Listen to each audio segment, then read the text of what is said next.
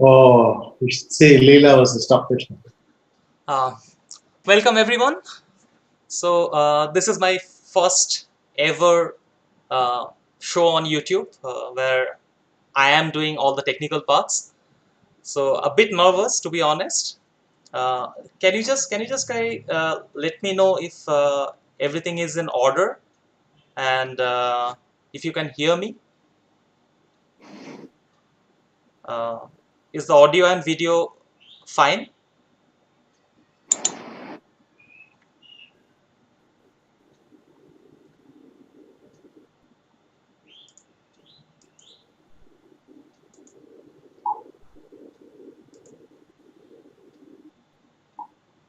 Am I is the sound clear? Awesome, awesome. Thanks, guys. So, uh, so let's welcome, with no further delay, today's guest, who needs absolutely no introduction, uh, Vishwanathan Anand. Hi, Anand. Welcome to my first show, and it's Hi, Surya. Congrats on your first show. thank you, and I can't express in words how grateful I am, and to have you on my first show. It's an absolute honor. Thank you. Yeah. So, yeah, I hope the video is coming fine now, guys.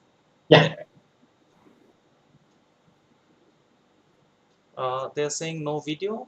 Hang on.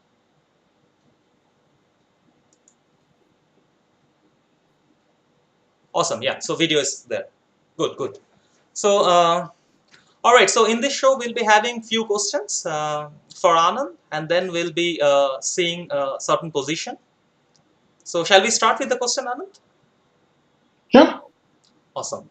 So my first question to you is, you know, I used to think that I worked very hard on chess until I met you, until we started working.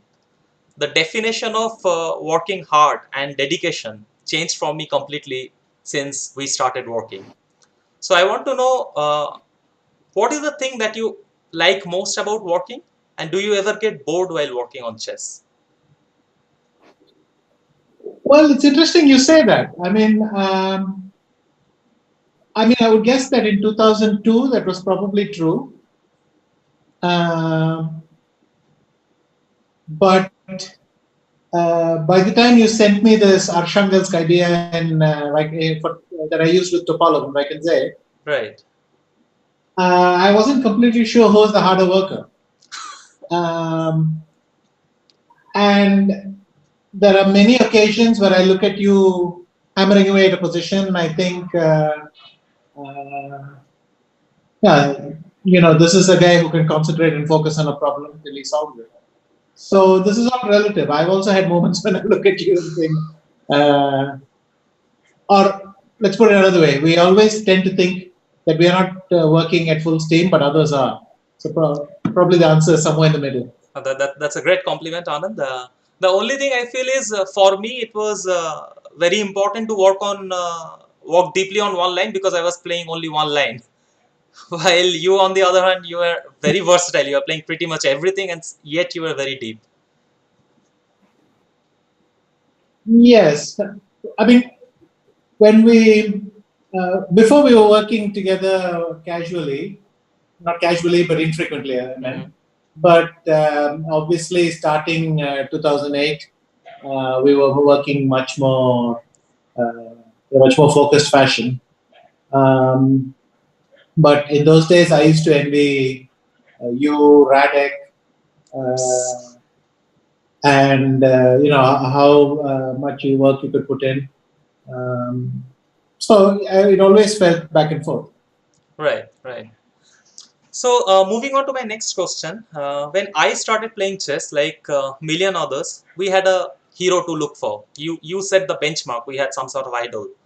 I want to know, when you started playing chess, did you have any chess hero in your childhood? Um, I would say that initially I learned it within the family, so it's not like I read about someone and then wanted to start playing. Mm-hmm.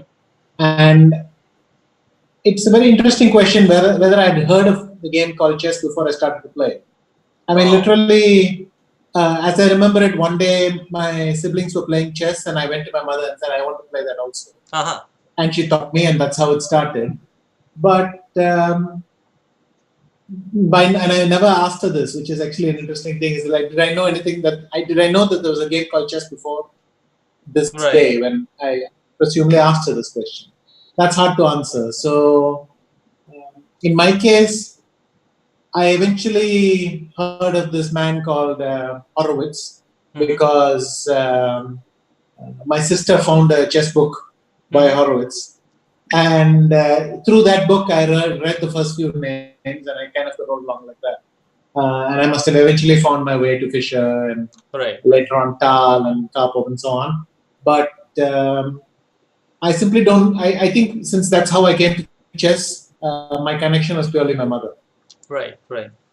So, at very early stage, you spent quite some time in Philippines, and then later you moved to Spain. Can you tell us about your hardship as far as new cuisine, new food, the weather, the communication? How did you deal with that? Like you are the only one from Asia mostly participating in this tournament, so how you dealt with those things? I had no problem. I mean, I remember my uncle took me on a world trip um, when I was maybe 12 years old or something. And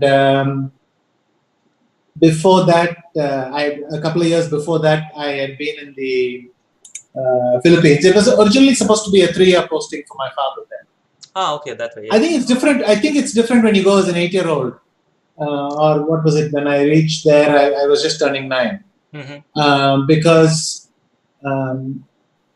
you can be in any country in the world, but essentially you don't bother. Your parents set everything up, and That's then true. you follow them, and that's it. But that was not So the I case in don't the think Spain. I noticed anything then, but I did notice that school was different. I mean, for instance, I was exempted from speaking Tagalog in Ah, school. So uh-huh. because all the others were speaking, and clearly I never learned it. Mm-hmm. So I think they gave me an exemption for that one subject, and I don't know if I had to do another subject or what I did.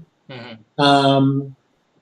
So I didn't learn that. I got a language exemption, and I remember I have some memories of, well, at least this room in which I studied. I don't know if I remember all the school Right, thing, but right. I remember the room in which I studied. I remember the name of one classmate, and so I have some vague memories then. Um, the Philippines wasn't a big adjustment. I I think that when I started to play tournaments more regularly, I must have had some adjusting to do. But mostly, unless there was some paperwork to do or some procedure to follow, which I mean, I still find difficult. Right. Um, I don't recall it being very, as long as things were straightforward. I mean, as long as you had a hotel and you had to walk outside the hotel and find a few things, just what you needed, and you got back and you had a tournament hall and everything. Um, Food was never an issue it for was you. nice. Chess was a very nice way to get introduced to the wider world because we could do it gradually. But as long as the tournament was there, well, you know how life revolves around Right. chess tournament. Right, right. Your day is around the game. When what time the round is, things in the neighborhood, and then you meet Mm-hmm. a few people. What can I say? A funny story from Kiljava in Finland when I played my first World Junior there. Yeah. And I remember the first night I was waiting for it to become dark. It And reached it 10 never p.m. happened. and It never happened. yeah, it reached 10 p.m. and it didn't get dark. And then I realized it was just not going to get dark. And then we tried to close the curtains as much as possible. But still, even through that narrow crack, light was flooding in.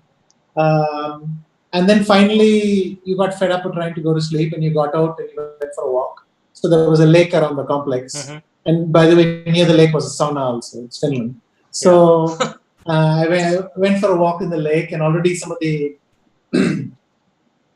other participants were jumping into the water and then running into the sauna kind of thing. Right. But I was thinking, and it was bright outside. It was a bit bizarre. I remember how come the first time I saw snow. So all the boys came in, and I went out to see the snow. So things Sure. like that. But mostly, I don't recall any adjustment issues. In Spain, clearly, when I decided to buy a place there and move there, Mm-hmm. then I'd already spent a couple of years with Maurice and Nieves, my friends there, Right. Right. Yeah.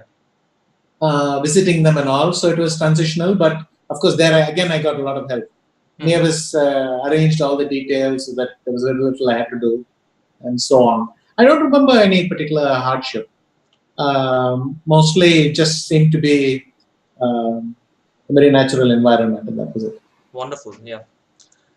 My next question is directly related to the game. So let's say during a game, has it ever happened that some particular song or conversation lingers in your mind? How do you deal with this? Um, yes, quite often. I mean, one story that I mentioned was against Gelfand. I had this nursery rhyme going in my head Nursery that rhyme. Akhil used to play. Well, of course, because Akhil used to have these nursery rhymes. And Right. they're catchy tunes, and once Yeah. they sit in your head, they just keep popping in there. And anyway, it's a pleasant memory, so you kind of loop around. Of course, it happens all the time. That, And you're saying your this mind wanders this here and there. this was happening during World Championship match also. This Yes, nursery rhyme. sure. And so how? But also there was, sorry? No, I was asking how you dealt with this when this rhyme was constantly coming. Well, it's sitting in your head, but it's one small part of your head, and it's not like it stops you functioning. So Very clear. Yeah. uh, you have pleasant, you have all sorts of other tunes as well. Some childhood song may suddenly come to mind. You may remember some other memory, but I think you also realize that it Yeah. doesn't break your concentration that much. True. True. True. Very And true. so, in fact, I think it's pleasant almost. You're happy for that moment. It brings a smile to your face, and Right. that's it. Right. Right. It's not like something which disturbed me, and of course there are experiences like that, but this sort of thing didn't bother at all. Right. I mean, you may have a tune that you heard earlier that day, and it's going around and around in your head, Sure. things like that. So Sure. So moving on to my next question. Very few people know that one of your chess file is called Rasam. And inspired by that, and being a Bengali, I named one file Biryani.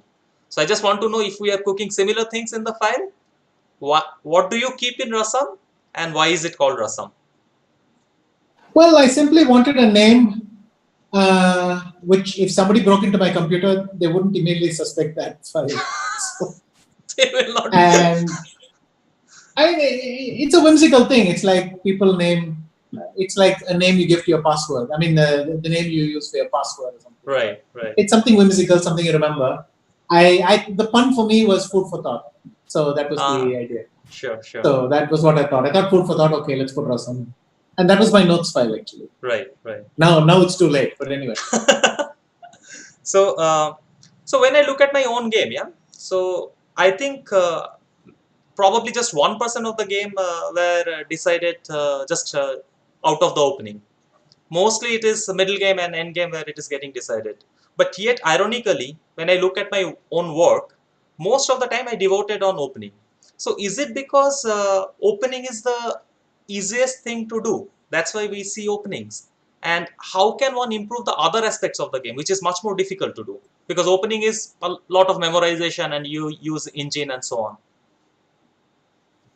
Okay, the simplest way, I mean, the answer that pops to mind is the only reason you get to play a middle game is because you study your openings. To put it another way, if you didn't study your openings, then your opponent would have the pleasant feeling of getting the positions he worked on. Right. But because both sides do it, it doesn't tend to happen often that one side falls completely there. I mean, this example that I have with my game with Nepomniachtchi, for instance, this F5. the One Nations Cup. Mm-hmm. When was the last time that happened to me? I mean, it's already some years back. Mm-hmm. So I think that's part of the struggle in chess. Don't work on you don't work on openings to win games. You work on openings so that your opponent, uh, well, you hope to get someone in something, but mostly we study openings so that we will have a middle game at all. Right, right, fair enough. And how can one improve the other, like the middle game and the end game part, especially the middle game? How do you improve that? I think just practice, study. So middle games and end games. I mean, before I used to think that end games are something you knew. You just studied them Mm-hmm. and you knew what to aim for and so on. But now, more and more, I feel that um, first of all, we are not sure where one starts and one ends. Mm-hmm. Middle games and end games fuse more and more. I mean, this definition that an end game is when the queens are exchanged is too It's backdated narrow. There also, are yeah. positions with queens which look very quite boring. There Mm-hmm. are positions without queens which are dynamic and fascinating. Mm-hmm. And quite early in the opening, people swap the queens and just play a queenless. So it's partly a question of definition, but I think you get better at it by taking it seriously, looking at similar examples, playing it out a few times. In other words, the way you get better at openings or in games as well. So Sure, sure. Uh, Over the years, you changed your not only your playing style but also your working style. You constantly refined, to stay at the absolute elite as the game demanded in terms of your work, in terms of your play. How you managed to do this for decades? Like there are many instances where people could not adapt to change, and despite being a top player, they were not a top player for that long. There are so many examples, but you are the exception who kept on changing yourself. How you manage that? well, partially, I would say by necessity. I mean, I did what I had to do to survive, and Mm-hmm. I mean, quite often in my career, I would hit a brick wall in terms of advancement, and then at the end of it, you realize, well, you've got to get out of what you do and expand your horizons a bit, because that's how the world is now. True. Um, Sometimes this happened gradually. Sometimes you are confronted with a shock, like a stretch of bad results or something, which made you do it. So partially, I would say I did what was necessary and it evolved. Mm-hmm. And the other thing is, of course, I choose whom I work with for that reason. I often work with people who either possess the skills that I don't have or are specialists in something that I want to get better at. And then you try to learn from them as well. So clearly, one of the reasons I was able to stay competitive um, from, let's say, 2000 onwards was having good seconds who would constantly show me new working methods Right. and so on. Right. And I mean, not to say that Obi didn't help me just as much, but I have the feeling that when you're younger, you can still get away with some things, but Yeah. as you get older, but maybe in fact it began even earlier. That right at the very beginning, and you don't realize it then. Mm-hmm. You have to change, and in chess we get very good feedback. You have your results, you have your elo, you have your graph, Yeah. and if you're on the right track or not. So we get very good feedback and Right. very harsh feedback. It doesn't matter if you did everything right but you blundered at the end. Mm-hmm. You Makes sense. Yeah. It makes sense. It's really not like art or something else where there's a lot of subjectivity in this. Right. Here there's a very clear feedback. Right. So, okay, before we move to the chess segment, there's one thing I wanted to ask you, that I feel that sports helps us to grow, as a person, both internally and externally. So, do you think our personality reflects on the game? So, when a player grows as a person, his game also improves. Yes, I think that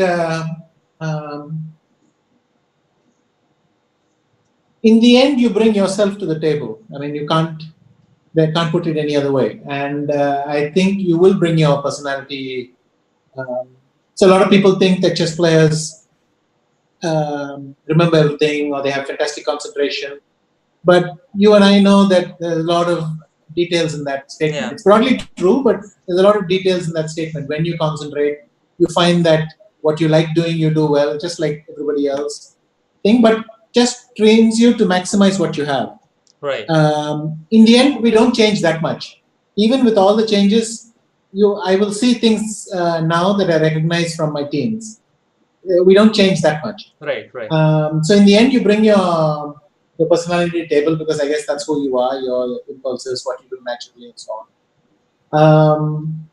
But to the extent you're able to control yourself and try to maximize the plus points and neutralize your weaknesses, you grow as a person and a player. Right. And that will also give you better results. But broadly speaking, it's a bit like our DNA. There's some things we can't change and things we can improve. Right. Right. So, to the audience, now we'll be seeing a position which basically remained with me forever, and this was my first ever chess interaction with Anand. So this happened back in 2005 when Anand came to Kolkata, and he was giving a simultaneous display in Alekheim Chess Club with 40 players, and his opponent was then a very young talented player, Deep Sen Gupta, who is now a very strong grandmaster. And if you can see the current position, this was the situation, and I was actually observing the whole game on 40 boards that Anand was playing. And in this particular position, Anand did not take bishop takes h7, and I was very curious why he didn't play this move. So after the simultaneous got over, I went to him, and while he was literally getting mobbed by 100 students and so many people, they want to take autograph and photograph and so on. And we started analyzing blind, and I asked him, what did you see for bishop h7? So guys, today I want to show all of you Anand's tremendous calculation power and imagination. And please note that everything was done blind. We did not have any board, nothing. Yeah, we were just analyzing blind. So Anand, do you remember anything about this position? Well, now that you mention it, yes, I remember it at once. Especially, I remember that there's this bishop on c5 and pawn on d6, and that I had this opportunity. I mean, I wouldn't have been able to recognize too much, but now that you mention the story, it kind of all puts together. Yeah. And I do remember having this conversation with you and Deep as well, right? Yeah, Deep was also there, and very luckily I saved everything also in computer, so it not only remained in my mind and heart, but it also remained in the computer. So I could actually retry the exact analysis which we made back then. So so this is what we saw. So takes, king g6, queen g4, and here you told that you saw queen c8. So knight e6 check, king f6 forced, bishop g5, king e5, and you left it here because okay, it's a simultaneous display and you did not see immediate way to mate. So you did not take on h7, you just had a pleasant position, you continued the game. So while we were analyzing, so I suggested if you could play e4, and this is where it starts, guys. This is how we started our first serious chess conversation, and the following happened. So first, I think we discussed f into e6. So queen g3 check, king e4, rook check, here check, king g6, bishop h6. Bishop h6, okay. Yeah, well, if take, it's obviously then mate. rook g5, Yeah, then it's mate. But then bishop h6, okay, you said king f7, queen g7 check, king e8, and we could not find a concrete way because rook e1 runs into bishop f2. So, but then you immediately spotted that instead of rook e8, rook e5 check in this position, there is only one move that wins. Bishop h4? Yeah, exactly. Bishop h4, and then it's impossible to stop the Actually, before you started telling the story, rook e5, I suddenly asked myself what happened. What happens to bishop h4? Exactly. I had a head start. Well, yeah, okay. Yeah. So then we moved on to like we concluded that f e6 does not work, and then we started analyzing king d6. Here you said e5 check, king c6, first queen f4 check, and now knight d4 check. B5, knight D4 check. Yeah, so the point is, okay, of course, black cannot take because at the end the f8 rook will be hanging, and hence black plays king King d7. C7 now. Sorry, king c7. Yeah, king c7, Yeah. knight here, knight d6 check, and two pretty variations. One is we saw, Uh, yeah, this is knight yeah, knight b7, B7. right? Yeah, this wins. And for bishop c6, this was even more pretty. Queen G4 check. Ah, yeah, F5. Yeah, and then it's mate. Yeah. Ah, right, okay. Yeah. So this was the easy part. And then we started calculating d into e4. And again, to the viewers, here Anand completely destroyed me with his blind calculation, the speed and also the imagination. I'll take you through the variations which we saw on that day. So he said bishop f4 check, king f6, queen g5 in order not to allow king e7, take, check, here, check, forced, check, forced, check. And now for king a6 and king a4, we have queen c4. So king a5 is only move, queen b3. And now we started with queen c6. I was still able to follow what Anand was saying. I mean, he was saying at incredible speed with so many people mobbing him from autograph and photographs. And here he said rook d5. So threatening queen a3, and black cannot take because there is mate here. I was still able to follow. He says b5, and here Anand said check and bishop d6, queen c4 only, bishop c7 check, and you can imagine my situation, guys. Like when Anand at move 19, he says c4, and this is happening blind. I just could not follow a thing when he said c4. Do you remember this by any chance, Vishy? No, right now I was thinking what happens after Queen A4, so I was much faster than. Yeah. So the thing is, you found c4 and then you said this is kind of an unclear position. And then what happened is absolutely brilliant. So then immediately you were taken to the press conference room and you were giving lots of interviews. Well, I was actually trying to figure out because I could not believe that from here there is no mate. It just felt there should be some mate. So I was attending the press conference while you were answering lots of questions, and I vividly remember, as soon as the press conference was over, I went to you. I was very excited because I wanted to sort of show that yeah, I found the win, and I told you I found the win, and your answer was so did I. It's c4.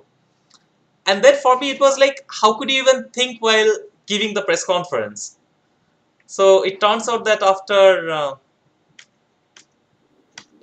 And by the way, we keep going by a G5, but we could have gone by a G7. Well, this is what it just in order then to King have E7. then, Right. yeah, Right, yeah. then King E7. Then just it's an additional option. Maybe it wins, but yeah, sure. just an additional option. Yeah. Thing was like here, yeah, like yeah. Here we c4. C4. Yeah. So now there are like okay, two threats.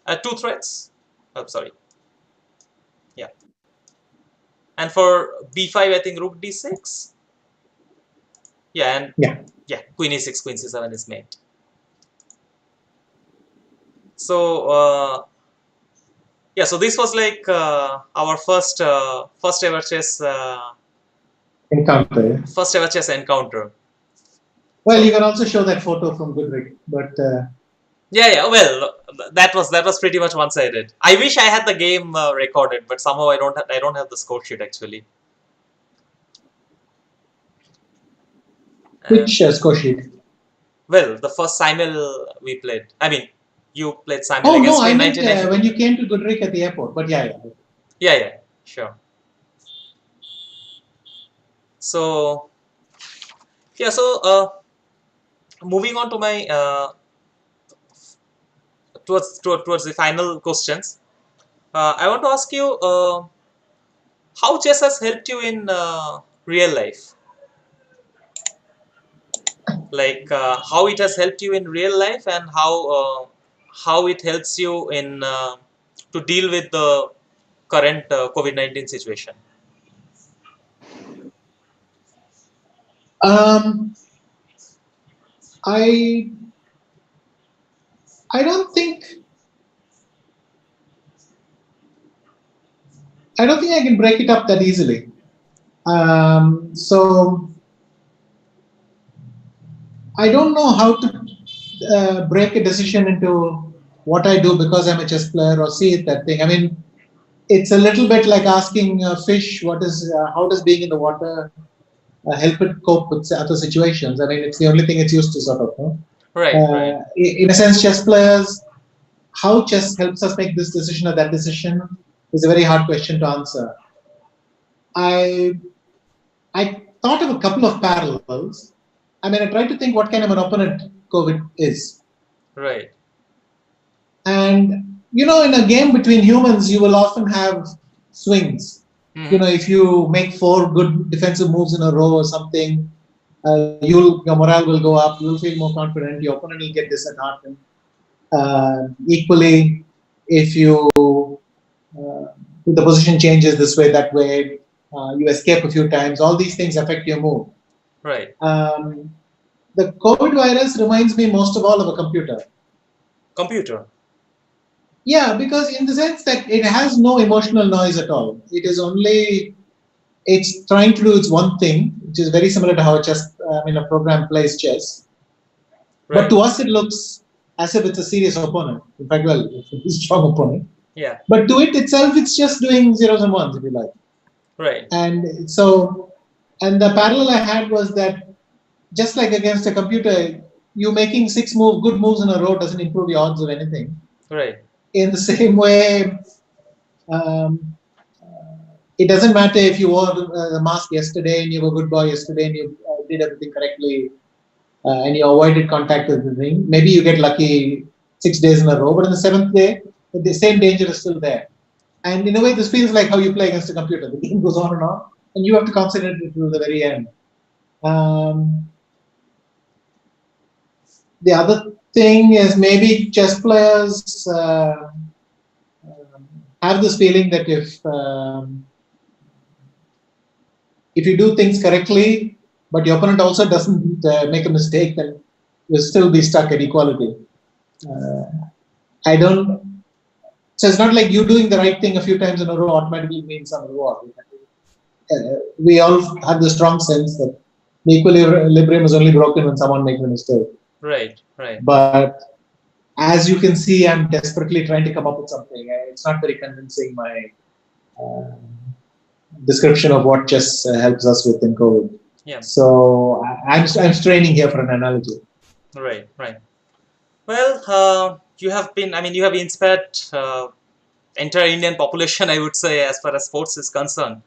And yeah, and also I'm looking at the chat. So Anand, I learned a few new words recently. I did not know what is OP. People saying OP, OP. So like Surya OP, Anand OP, Vidit OP. I did not know what it is. So it turns out to be like. Okay. So it turns out to be overpowered or something. It's like showing respect. So this is one word I learned. And Okay. now I see in the chat people are going crazy about Vidit raid, Vidit raid. I have absolutely no idea what does it mean. What does it mean by RAID, Vidit raid? Because what I am thinking is that cannot be true, and people are going crazy about Vidit raid. I know Vidit. I mean, he's a fantastic guy. He's a thorough gentleman. He also likes you a lot. But probably this is another No, word. Vidit Gujarati is who we're talking Yeah, about, yeah, right? Vidit Gujarati. Yeah, I'm seeing in the chat it says Vidit raid, Vidit raid. I have no idea what does it mean. Okay. So, but No, me neither. yeah. So guys, if you know what does it mean, I can probably explain. Like we both can learn what is Vidit raid. Anyway, I have no idea about this, but people are Vidit ARAI. RAID Vidit RAID. I have no idea what does it mean. Okay.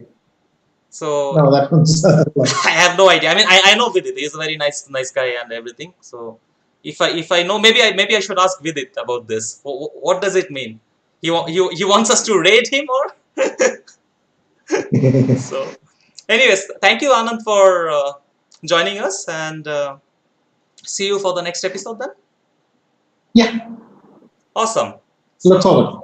yeah, Thanks. bye bye.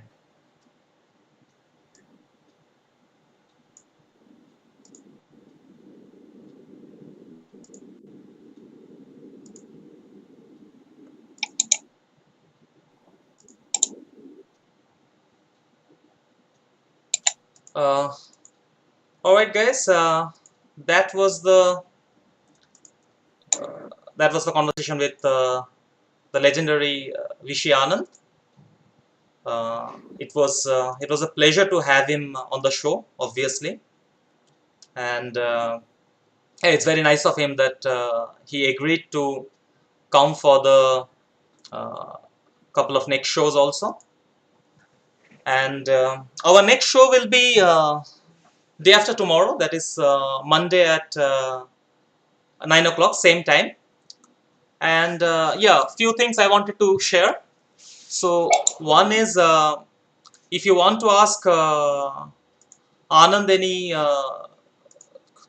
any question, then you can hashtag Anand Surya, and yeah, and see you tomorrow at 9 p.m., guys. And thanks for joining us. And guys, please let me know what is once again. Please let me know.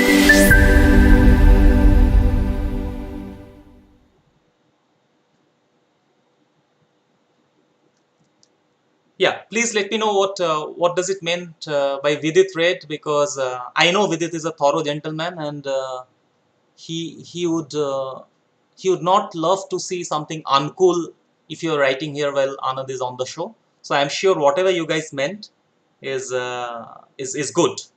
So see you guys tomorrow. And yeah, sorry, see you guys day after tomorrow. One last thing I wanted to add was the day after tomorrow show will be about the world championship match. We'll be discussing exclusive things about the world championship match. Bye bye, guys. And yeah, before I go, please don't forget to subscribe. That would help a lot. And let me know what you like of the show, and please do let me know what you dislike about the show. I would like to improve. This was my first ever stream. So thanks a lot, guys. Bye bye.